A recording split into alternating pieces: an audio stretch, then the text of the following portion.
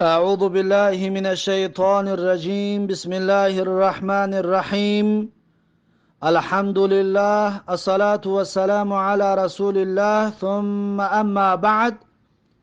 السلام عليكم ورحمة الله وبركاته.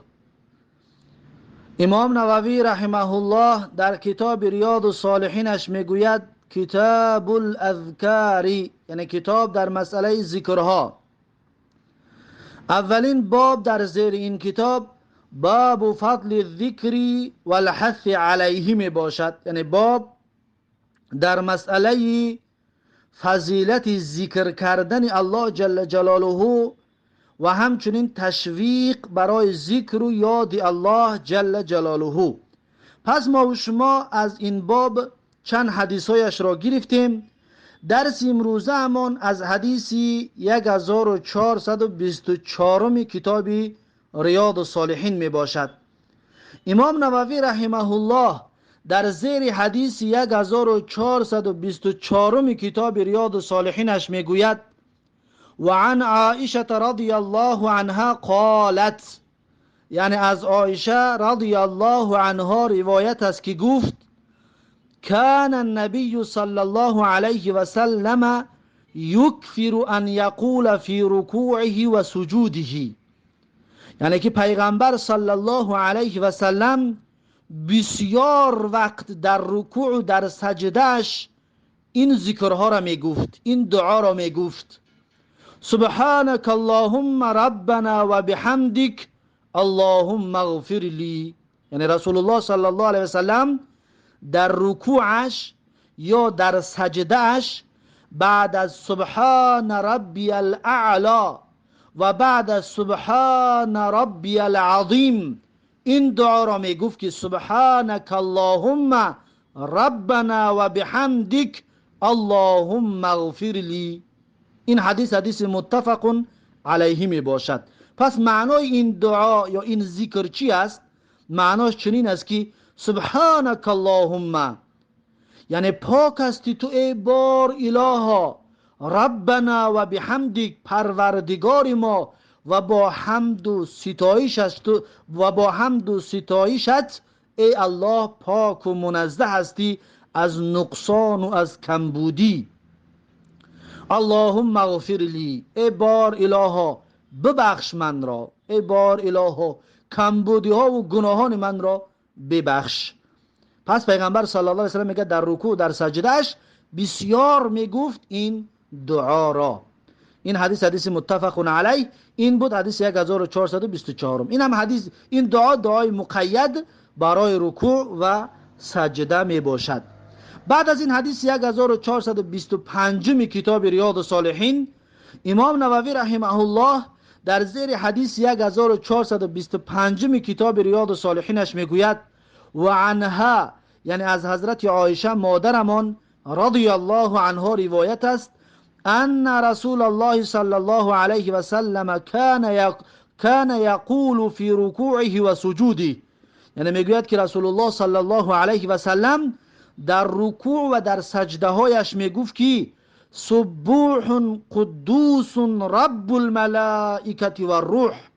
یعنی رسول الله صلی الله علیه و سلم بعد از سبحان ربی الاعلا در رکوع و سبحان ربی العظیم در سجده، یعنی بعد از رکوع و سجدهش، بعد از سبحان ربی الاعلا که در سجده میگیم، سبحان ربی العظیم در رکوع که میگوییم، بعد از این میگه رسول الله صلی الله علیه و سلم میگه که سبوح قدوس رب الملائکه و الروح. یعنی که رسول الله صلی الله علیه و سلم این دعا را، این تسبیح را بعد از اون ذکری سبحان ربی العظیم یا سبحان ربی الاعلا این را میگه علاوه میکرد. ببینید این ذکرهای داخل نماز و ذکرهای مقید هستند که در داخل نماز در رکوع و در سجده گفته میشه. پس معنای این ذکر چی است؟ سبوح، یعنی که ای الله جل جلاله تو پاک و منزه هستی در منتهای پاکی. سبوح صیغه مبالغه است، یعنی که آخرین پاکی، پاکترین پاکا هستی ای الله جل جلاله. قدوس، ای الله جل جلاله از همه عیبها تو پاک هستی و منزه هستی، قدوس هستی ای الله جل جلاله. یعنی که در بالاترین عزت و شرف به تو است ای الله جل جلاله. رب الملائکه و الروح، ای الله تو پروردگار ملائکه ها و پروردگار روح هست. یعنی روح این حضرت جبریل علیه السلام، یعنی تو پروردگار تمام ملائکه ها و همچنین پروردگار جبریل علیه السلام هستی. یعنی که جبریل هم از ملائکه ها بود، اما این را میگن عطفی خاص بر عام. یعنی که پیغمبر صلی الله علیه وسلم گفتن که ملائکه ها و باز خاص کردن حضرت جبریل علیه السلام. رواه مسلمون، این حدیث را امام مسلم رحمه الله روایت کردگی هست. این بود حدیث 1425 کتاب ریاض الصالحین. بعد از این حدیث 1426 کتاب ریاض الصالحین، امام نووی رحمه الله در زیر حدیث 1426 کتاب ریاض الصالحینش میگوید و عن ابن عباس رضی الله عنهما، یعنی از ابن عباس رضی الله عنهما روایت است، ان رسول الله صلی الله علیه و سلم قال، میگوید هر آینه رسول الله صلی الله علیه و سلم گفتن. حضرت عباس میگوید رسول الله صلی الله، ابن عباس رضی الله عنه میگوید پیغمبر صلی الله علیه و سلم گفتن که فاما الرکوع فعظموا فیه رب، گفتن اما در رکوع فعظموا، پس عظمت و بزرگی الله جل جلاله را بگویید. عظمون بزرگ بشمارید، یاد کنید بزرگی الله جل جلاله را، یعنی در رکوع بزرگی الله جل جلاله را یاد بکنید. و اما السجود، اما گفتن در سجده فاجتهدوا فی الدعاء، پس بسیار کوشش کنید، بکوشید و کوشش بکنید در دعا، یعنی دعا را زیاد بکنید. یعنی در رکوع بزرگی الله را یاد بکنید، عظمت الله جل جلاله را یاد بکنید، اما در سجده دعا بکنید، طلب بکنید از الله سبحانه و تعالی. فقمنون ان یستجاب لکم، چرا این کار را بکنیم؟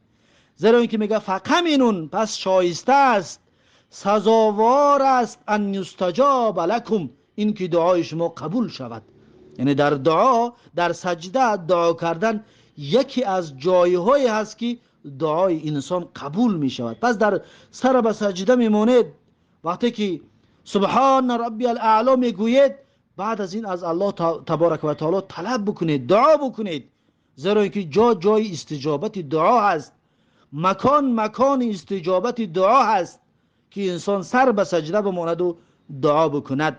رواه مسلمون، این حدیث را امام مسلم رحمه الله روایت کردگی است. یعنی که رسول الله صلی الله علیه وسلم در این حدیث ما و شما را یاد داد که در رکوع بزرگی و عظمت الله را یاد بکنید، اما در سجده خودتان دعا کنید، از الله سبحانه و تعالی طلب کنید هر چیزی که میخواهید. این بود حدیث 1426 کتاب ریاض الصالحین.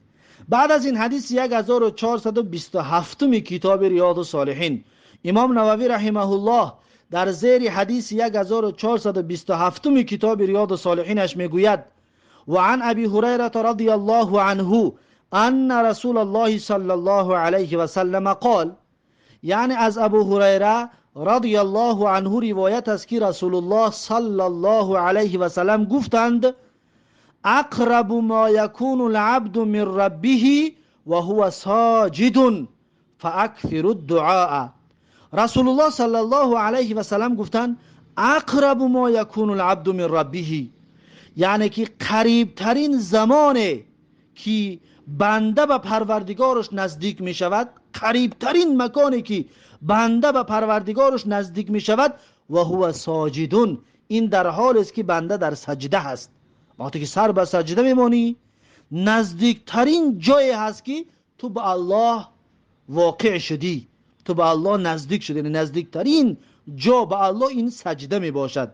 فاکثر الدعاء، رسول الله صلی الله علیه و سلم میگه در سجده شما دعای زیاد کنید، زیاد، فراوان، بسیار دعا بکنید. رواه مسلمون، این حدیث را امام مسلم رحمه الله روایت کردگی است. این بود حدیثی 1427 کتاب ریاض الصالحین. بعد از این حدیث 1428 کتاب ریاض الصالحین، امام نووی رحمه الله در زیر حدیث 1428 کتاب ریاض الصالحینش میگوید و عنه، یعنی از ابو هریره رضی الله عنه روایت است، ان رسول الله صلی الله علیه و سلم کان یقول فی سجوده، میگه رسول الله صلی الله علیه و سلم در سجده اش این دعا را میگفت. ببینید در سجده ما میتونیم دعای بسیار کنیم. از جمله دعاهایی که رسول الله صلی الله علیه و سلم در سجده اش میگفت این دعا بود. میگفت که اللهم اغفر لی ذنبی کله دقه و جله و اوله و آخره و علانیته و سره. میگه رسول الله صلی الله علیه و سلم انا همین دعا را میگفت که این دعا را، این حدیث را رواه مسلم، امام مسلم رحمه الله روایت کردگی است. یعنی این دعا چی معنا دارد که رسول الله صلی الله علیه و سلم در سجده اش میگفت که اللهم اغفر لی ذنبی کله، یعنی ای بار الها ببخش برای من همه گناهانم را، همه گناهان من را ای الله ببخش. دقه و جله، یعنی میده ترین کوچکترین گناه من را ببخش، و جله یعنی بزرگترین و کلانترین گناه من را همچنین ای الله جل جلاله ببخش. و اوله و آخره، ای الله جل جلاله اولین گناه و آخرین گناه من را ببخش، یعنی اول و آخر گناهی که کردم همه اش را ای الله جل جلاله ببخش.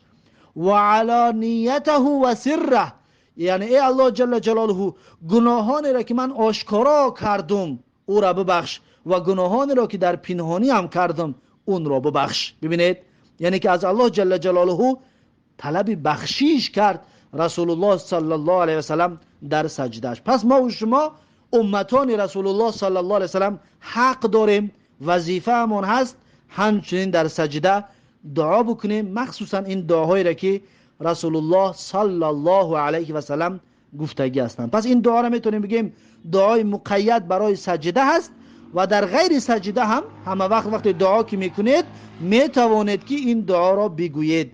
رواه مسلم، این حدیث را امام مسلم رحمه الله روایت کردگی است.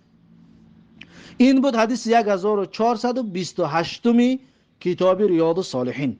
بعد از این حدیث 1429 کتاب ریاض الصالحین، امام نووی رحمه الله در زیر حدیث 1429 کتاب ریاض الصالحینش میگوید و عن عایشه رضی الله عنها قالت، یعنی از عایشه رضی الله عنها روایت است که گفت افتقدت النبی صلی الله علیه و سلم ذات لیلة، میگوید که رسول الله صلی الله علیه و سلم را نیافتم شبی.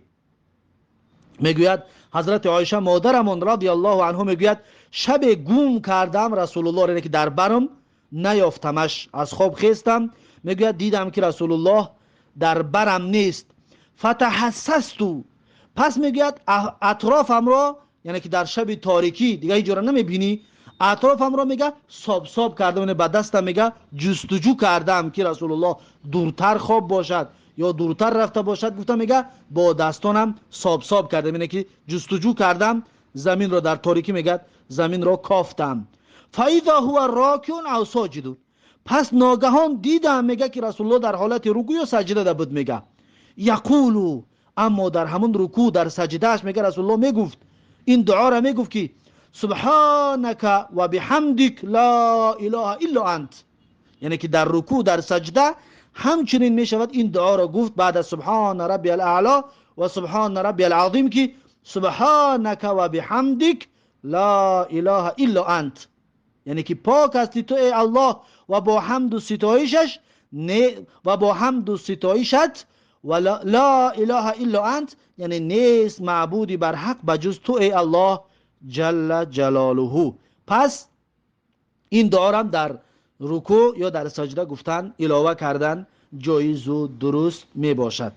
پس این بود حدیثی 1429 روایت اول. میگه و فی روایتین، و در روایت دیگر میگه آمدگی است، میگه در روایت دیگر همچنین آمدگی است که میگه شب رسول الله صلی الله علیه و سلم را گم کردم در برم، میگه پس جستجوش میکردم، میگه فوقعت یدی علی بطن قدمیه، میگه پس خورد مثلا رسید دست من در کف پای رسول الله صلی الله علیه و سلم. وقتی میگه من جستجو میکردم در تاریکی، وقتی که ساب میکردم زمین ها را، میگه دست میگه در کف پای رسول الله رسید، میگه و هو فی المسجدی، در حالی که میگه رسول الله صلی الله علیه و سلم در مسجد بود. اینه که خانه حضرت عایشه رضی الله عنها مادرمان در از طرف مسجد داشت، در می برمدی مسجد بود. پس میگه وقتی جوش که میکرده، میگه دستم در کف پای رسول الله رسید.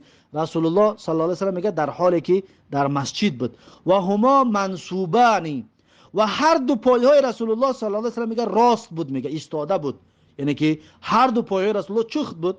یعنی که وقتی انسان چخه در سجده میرود پایهاش چخ میشود، یعنی کف پاش به طرف پشت میشود، همین طور میگه رسول الله را میگه پایهاش راست بود، میگه و هو یقول، و رسول الله صلی الله علیه و سلم میگه در همین حالت میگفت، یعنی در رکوعش در سجدهش رسول الله صلی الله علیه و سلم میگه این دعا را میگفت که اللهم انی اعوذ برضاک من سخطک و بمعافاتک من عقوبتک و اعوذ بک منک لا احصی ثناء علیک انت کما اثنیت علی نفسک. ببینید پیامبر صلی الله علیه و سلم میگه این دعا را میگفت. رواه مسلمون، این دعا را این حدیث را امام مسلم رحمه الله در کتابش روایت کردگی است. پس در سجده هم در رکوع همچنین این دعا را گفتن جایز و درست است. یعنی این دعا را علاوه کردن بعد از سبحان ربی الاعلی جایز و درست است که این دعا را بگوییم. پس این دعا چی معنا دارد؟ اللهم انی اعوذ برضاک من سخطک، یعنی ای بار الها من پناه طلب میکنم به تو بر راضیگیت از خشم و غضبت. ای الله سبحانه و تعالی مرا از خشم و غضبت نگه بدار، من به بالای من خشم و غضب نکن. و بمعافاتک من عقوبتک، ای الله جل جلاله من پناه طلب میکنم به تو به بخششت از عذابت، یعنی که با اون عفو و بخشیشی که داری ای الله سبحانه و تعالی از عذابت مرا نگه بدار، مرا عذاب نکن، من را ببخش. و اعوذ بک منک، ای الله جل جلاله از خشمت به تو من پناه طلب میکنم، مرا در زیر غضبت نگیری. لا احصی ثناء علیک انت کما اثنیت علی نفسک، ای الله جل جلاله من خوب ثنا گفتن نمیتوانم برای تو چطوره که تو به نفس خودت ثنا گفتگی هستی، چطوره که تو خودت ستایش خودت را ثنای خودت را میگویی. ای الله جل جلاله من به مثل تو ثنا گفتن نمیتوانم برایت، یعنی زبانم تا اون اندازه نمیگیرد که من برای تو حمد و ثنا بگم، اما کوشش میکنم برای حمد و ثنا گفتنت، یعنی که هر چقدر حمد و ثنا بگویم برای الله سبحانه و تعالی باز هم کم است، باز هم کم می باشد. پس این دعا را در نماز گفتن، یعنی در سجده گفتن جایز و درست است، چطوری که رسول الله صلی الله علیه و سلم خودشون میگفتن که اللهم انی اعوذ برضاک من سخطک و بمعافاتک من عقوبتک و اعوذ بک منک لا احصی ثناء علیک انت کما اثنیت علی نفسک. پس این دعا را گفتن جایز و درست است، بلکه سنت است. رواه مسلمون، این حدیث را امام مسلم رحمه الله روایت کرده است. این بود حدیث 1429 با دو روایتی که امام نووی رحمه الله در زیر حدیث 1429 آورده است. بعد از این حدیث 1430 کتاب ریاض الصالحین، این حدیث 1430 را ان شاء الله درس آینده خواهیم گرفت. پس درس امروزه همون را در همین جا به پایان میرسونم تا درس آینده. الله حافظ و مددگار. بارک الله فیکم و جزاکم الله خیرا و السلام علیکم و رحمت الله و برکاته.